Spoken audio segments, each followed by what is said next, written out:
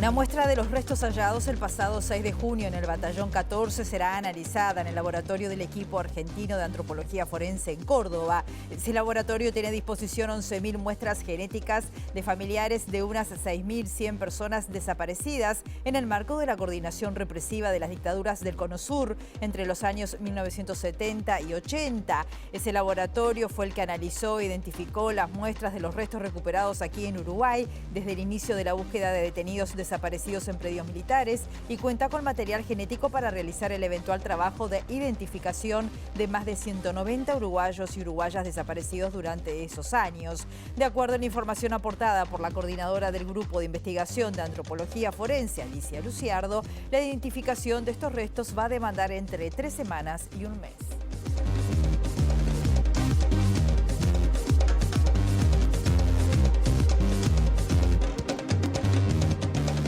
¿Qué tal? ¿Cómo están? Bienvenidas, bienvenidos a MBD Noticias. Comenzamos con la información desde Montevideo, con 13 grados a esta hora, en una jornada que va a seguir con el cielo nuboso, cubierto, con neblinas y vientos soplando del noroeste entre 10 a 30 kilómetros por hora, con una máxima anunciada de 18 grados. Como siempre, viendo algunas de las cámaras del Centro de Gestión de Movilidad de la Intendencia de Montevideo, en Héctor Gerona, entre la Rambla Euskal Herria y Pablo Fontaine, hasta las 5 de la tarde hay trabajo de carga y descarga. En Solano Antuña, entre Yauri y Berro, hasta las 17 horas, trabajo de hormigonado.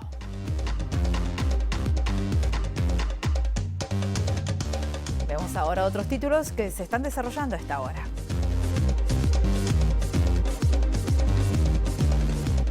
La Intendencia de Montevideo garantizará el acceso al agua potable de todas las embarazadas que se atienden en policlínicas municipales tras el anuncio de la Facultad de Medicina sobre el riesgo de los trialometanos para esta población. Comercio exterior, zonas francas, sector financiero e inmobiliario son los principales sectores de riesgos en materia de corrupción y lavado de activos, según afirmó el exsecretario antilavado Ricardo Gil Iribarne. Yamandú Orsi y Álvaro Delgado lideran las internas de sus partidos de cara a las elecciones nacionales de octubre de 2024, según la última encuesta de Opción Consultores.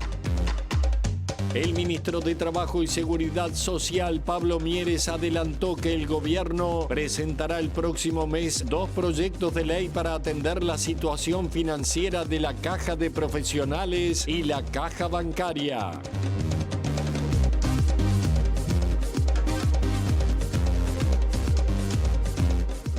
Socios de la mujer detenida desaparecida hallados el 6 de junio en el Batallón 14 van a ser cotejados por el equipo argentino de antropología forense con 11.000 muestras genéticas de familiares de 6.100 personas desaparecidas en Uruguay, en Argentina, en Paraguay y Chile, de las cuales 350 corresponden a familias uruguayas. La información aportada a MBD Noticias desde el equipo argentino de antropología forense indica que la comparación masiva de restos es posible gracias a software específicos y a los convenios suscritos con el Estado y organizaciones uruguayas. Su base de datos contiene muestras de referencia de más de 11.000 familiares de Argentina, Chile, Paraguay y Uruguay que fueron el centro de la coordinación represiva regional conocida como Plan Cóndor, responsable de muertes y desapariciones en esos países. De este total, unas 350 muestras corresponden a familiares de uruguayos desaparecidos, que representan a más de 190 personas desaparecidas en el país. Las muestras existentes en el banco representan a más de 6.100 personas desaparecidas, habiendo procesado desde su creación en 1984 4.200 muestras óseas de posibles desaparecidos. El equipo interviene en distintas etapas del proceso o en todas, según el país. Las fuentes consultadas explicaron que en el caso de Uruguay la tarea consiste en el cotejo genético de las muestras dubitadas con las de familiares. Desde 2001 el equipo argentino de antropología forense asesora a los diferentes mecanismos oficiales creados en Uruguay, como la Comisión para la Paz, la Secretaría de Seguimiento y la Secretaría de Derechos Humanos para el pasado reciente. Durante ese periodo y en base al asesoramiento que brinda el Grupo de Investigación en Antropología Forense del Uruguay, el EAAF analizó los cuerpos recuperados en distintos cuarteles y predios militares, desde el primero en 2005 hasta el último en 2019, cuando fueron hallados los restos de Eduardo Bleyer. La justicia dispuso la citación como testigos del comandante en jefe del ejército Mario Stevenazzi y el ex comandante en jefe Ángel Bertolotti, de los generales Carlos Díaz, Raúl Glodowski y Juan José Pomoli, en el marco todo esto del proceso de amparo presentado por el proyecto Cruzar para acceder a un documento sobre detenidos desaparecidos elaborado por 2 generales del ejército en el año 2005. Este documento sirvió como insumo para el informe entregado por el ejército al entonces presidente de la República, Tabaré Vázquez. Y pedimos otras medidas, pedimos pruebas para poder llegar a ese documento. Entre esas pruebas pedimos al propio ministerio que se le intimara, al propio ministerio entregar los números de expediente donde ese documento estaba anexado, los movimientos del expediente, las órdenes que se dieron respecto a ese documento, que todo eso tiene que estar registrado, o sea, el documento no desaparece sin ningún registro al respecto. Eso se le intimó, el juez hizo lugar y le intimó al Ministerio de Defensa a dar esa información, veremos qué puede dar el Ministerio y qué no.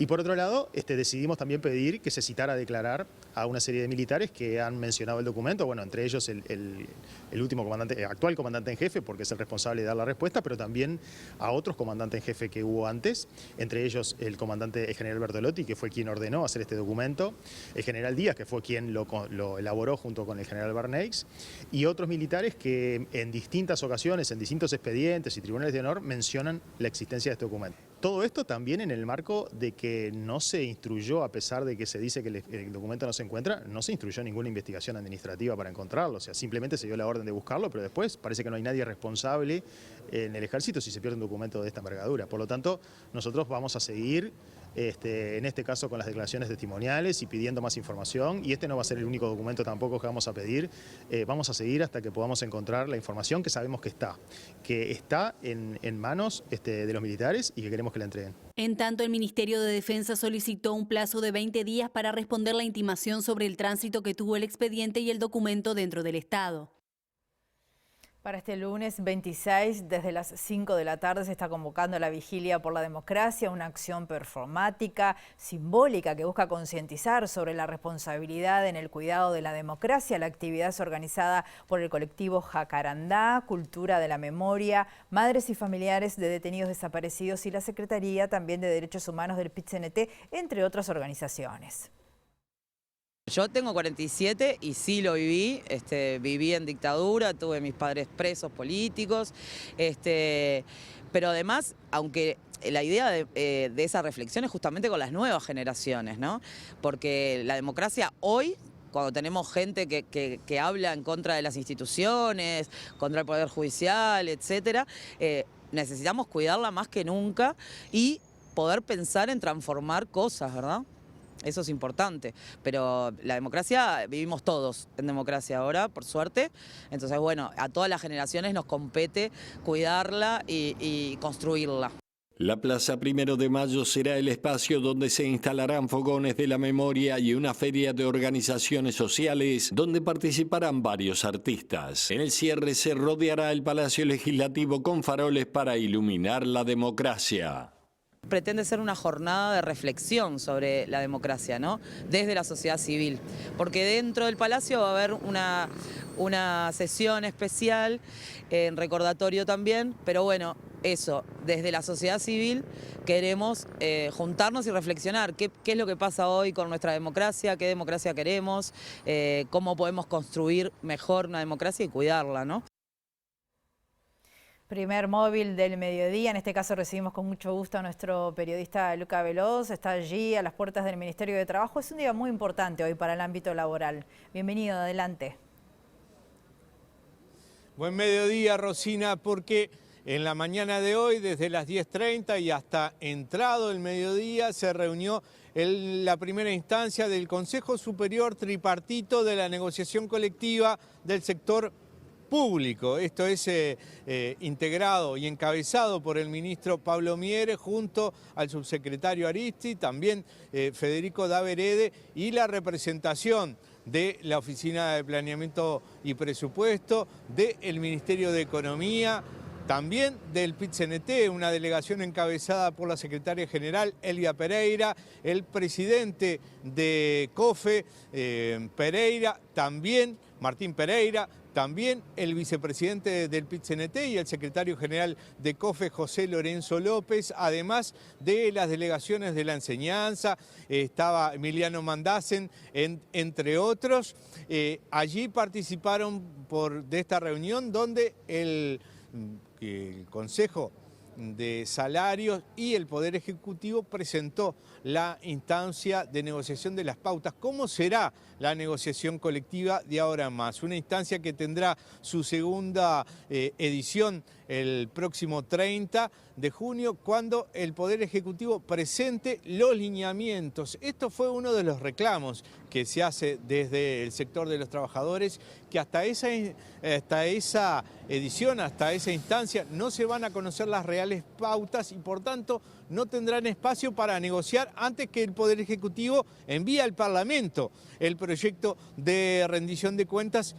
Se sabe que el Poder Ejecutivo tiene la prerrogativa de delinear los fondos y hasta que llegue al Poder Ejecutivo, entonces, hasta que llegue al Parlamento, si no hay negociación, no habrá margen para agregar nuevos fondos a la rendición de cuentas. Una vez que ingresa al Parlamento, solo tienen instancia los parlamentarios para cambiar de inciso, mover de un inciso a otro los fondos. Este es el principal reclamo de los funcionarios públicos que, por ejemplo, en el sector de la administración central se habla de 3.000 nuevas vacantes, 3.000 vacantes que necesitan ser llenadas. Solo en la administración central, a eso hay que sumarle lo de las empresas públicas, entre otros. Entonces, es lo que están pidiendo, que se dé una instancia de negociación. En el caso de los entes públicos tendrán una negociación aparte porque ellos lo hacen a través de la OPP. Esto nos decía José Lorenzo López.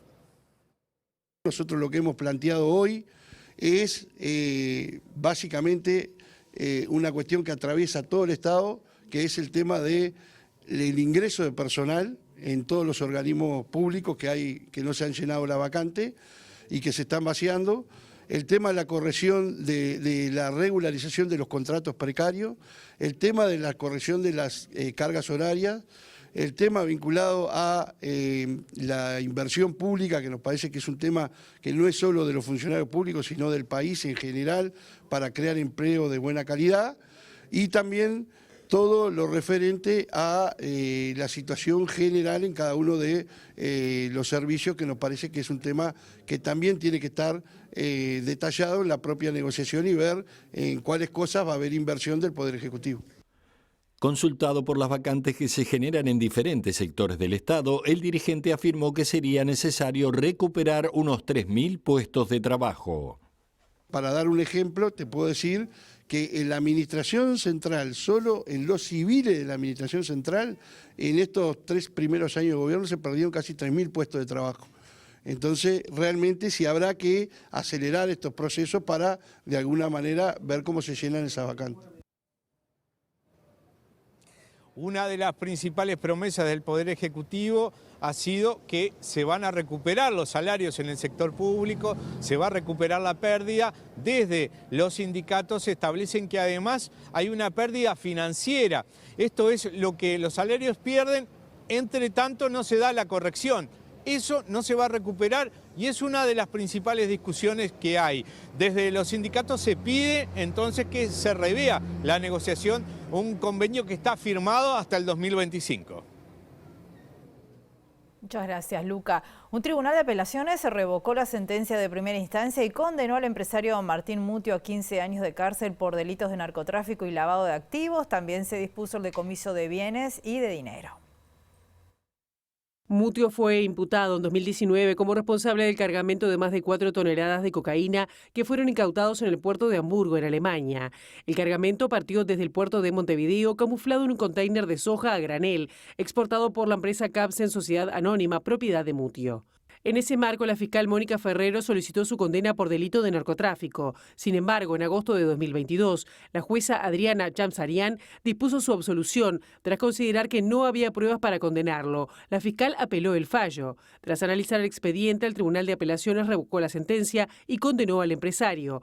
En este sentido, la sala consideró que las conclusiones realizadas por la jueza Chamsarian resultan francamente alejadas del sentido común y desatendieron los hechos y las pruebas agregadas en la causa. De esta forma, el tribunal apuntó que los precintos del contenedor que tenía la droga no fueron adulterados durante su viaje en el buque y que no existen dudas que la sustancia incautada era cocaína.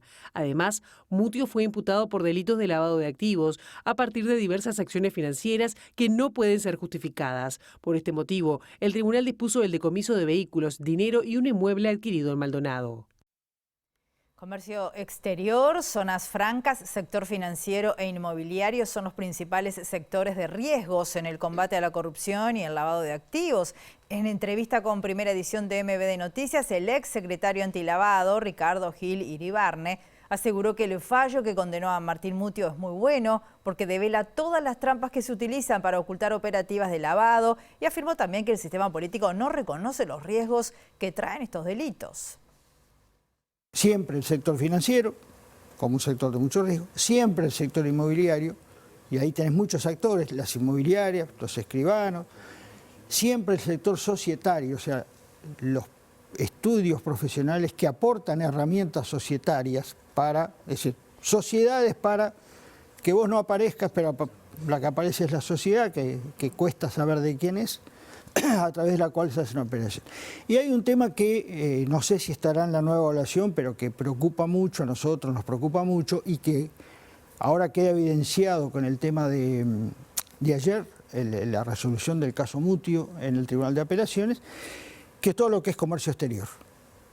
Todo lo que es comercio exterior es una zona de mucho riesgo.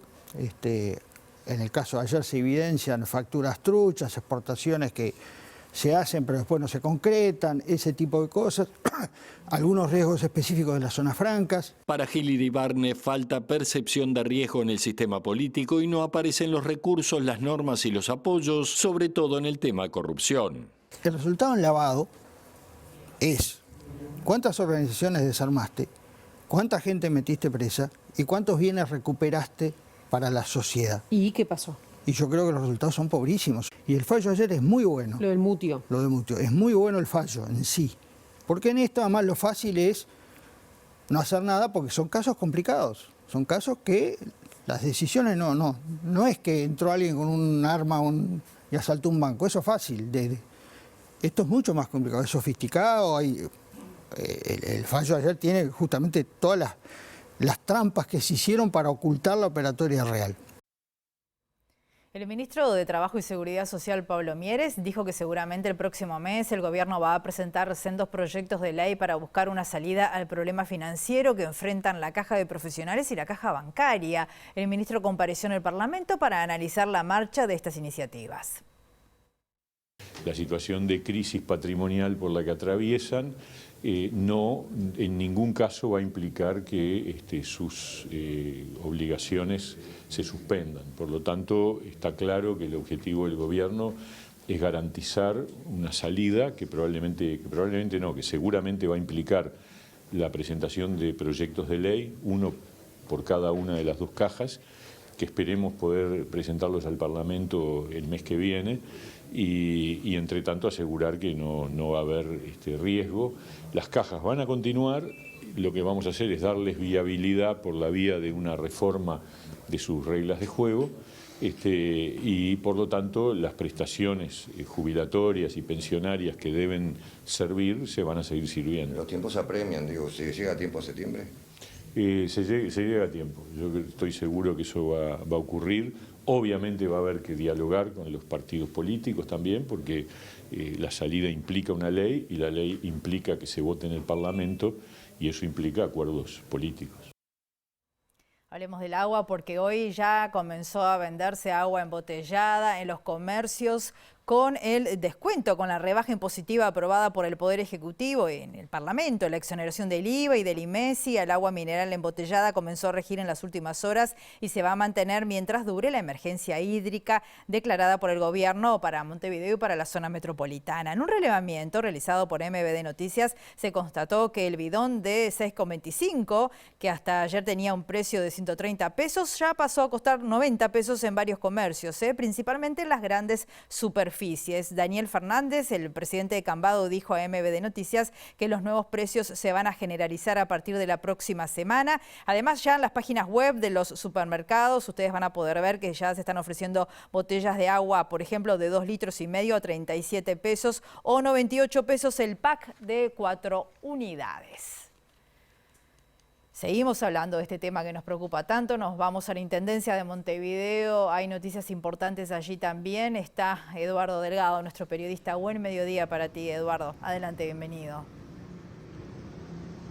Así es, Rosina, un dato relevante que se conoció hace minutos aquí en la Intendencia de Montevideo y refiere a un informe entregado por la Facultad de Medicina a la Comuna Capitalina tras una consulta que hizo la propia comuna, que refiere a la presencia de tialometanos en el agua y a las consecuencias que puede tener en los embarazos y en los fetos. Puede tener complicaciones, es lo que indica el informe de la Facultad de Medicina. Por esa razón, la Intendencia de Montevideo dará agua potable embotellada a todas las embarazadas que se atiendan en las policlínicas municipales. Esto lo informó hace minutos la intendenta Carolina Cose, acompañada de la directora de Salud Virginia Cardoso. Si les parece, escuchamos a la Intendencia hablando sobre este tema tan sensible.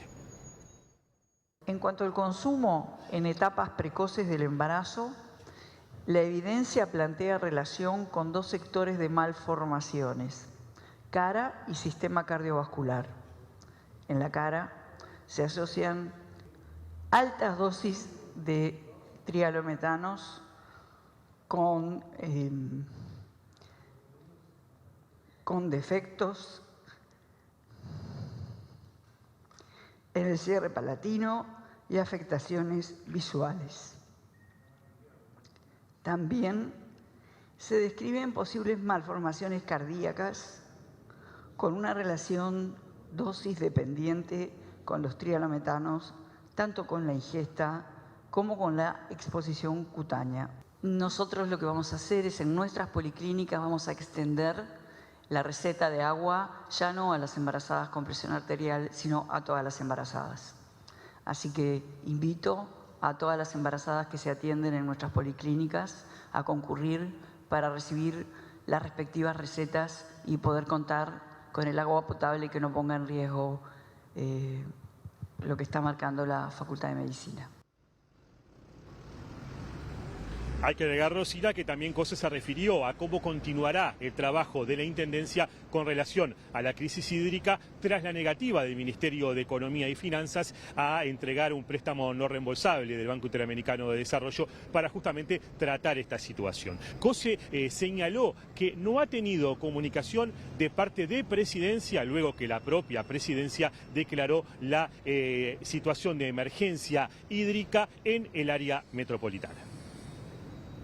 Lo que dije es que teníamos conversaciones con el BID porque le habíamos enviado una carta al presidente del BID y con los técnicos de acá había voluntad de trabajar en ese sentido, pero para poder seguir el mecanismo necesitábamos el aval del Ministerio de Economía y Finanzas. Ahora también quiero decir que para mí, bueno, ya nos dijeron que no y nosotros seguimos con lo que tenemos que seguir.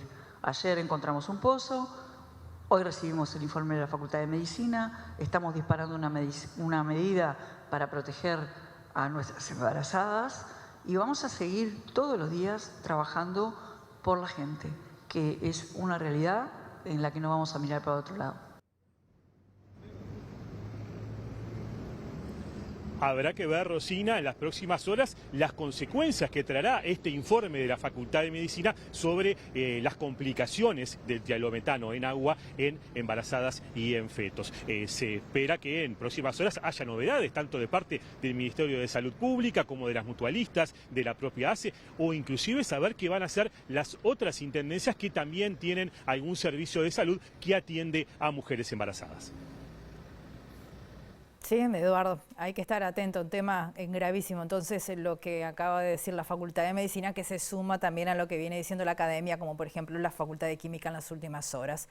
Otros temas, en la última encuesta de Opción Consultores reveló que Álvaro Delgado supera por casi 40 puntos a Laura Raffo en las preferencias de voto para las internas del Partido Nacional, al tiempo que en el Frente Amplio Yamandu Orsi aventaja a Carolina Cose por 14 puntos.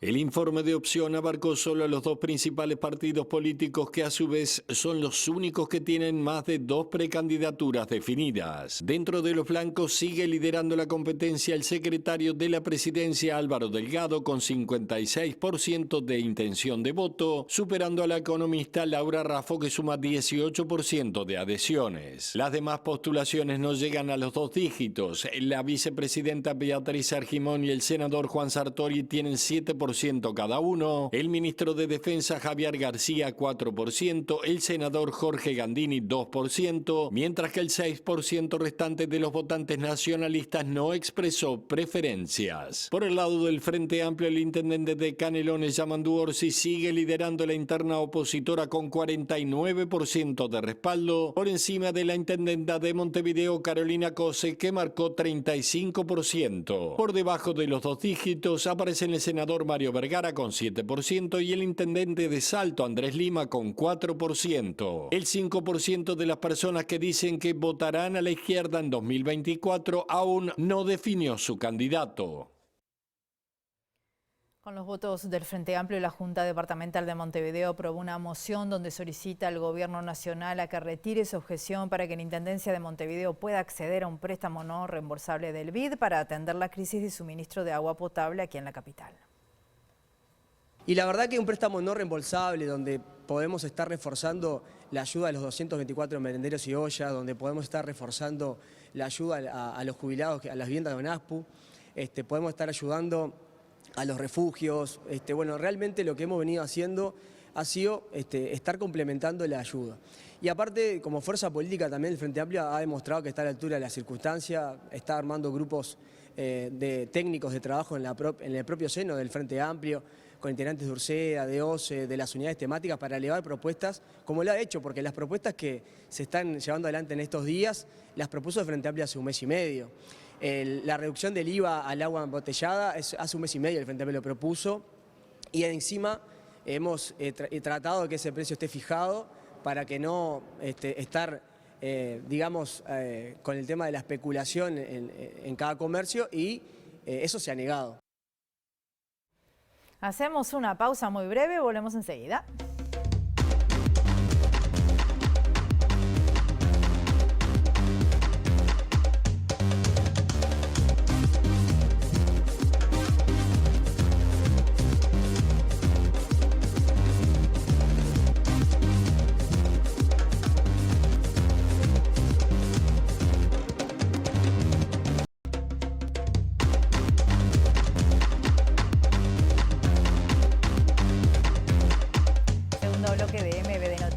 Continuamos con información desde Montevideo con 13 grados a esta hora y hoy se celebra la Noche de San Juan en muchas partes del mundo, lo que incluye fiestas en diferentes partes, también acá en Montevideo con el encendido de fogatas. Esta celebración que tiene un origen cristiano al recordar a San Juan Bautista y coincide con el cambio de estación.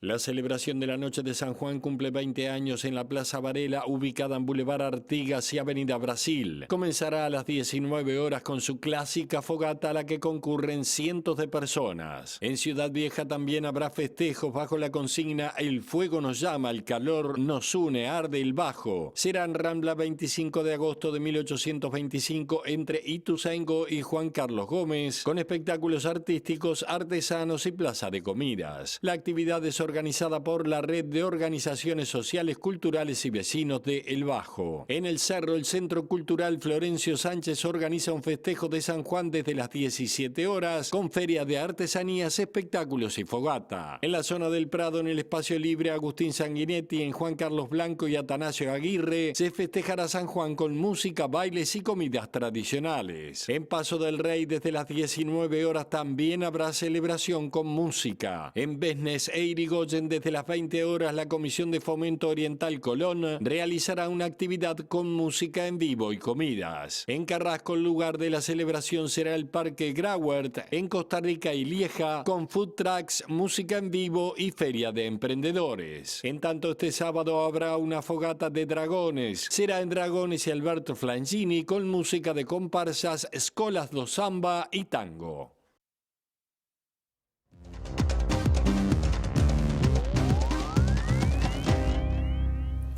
El ministro del Interior argentino, Eduardo Aguado de Pedro, lanzó su precandidatura a presidente para las próximas elecciones en representación del nuevo espacio oficialista, Unión por la Patria. Va a ser el candidato kirchnerista en la interna del justicialismo. A 2 días de que venciera el plazo legal para que cada coalición informe de sus precandidatos para las primarias de agosto, conocidas como PASO, y en medio de una particular batalla política en el oficialismo, finalmente el actual ministro del Interior tuvo el aval de la vicepresidenta argentina Cristina Fernández para competir en la interna. De Pedro, abogado de 46 años, exdiputado e hijo de desaparecidos por la dictadura, es uno de los referentes de la Cámpora, grupo que lidera Máximo Kirchner.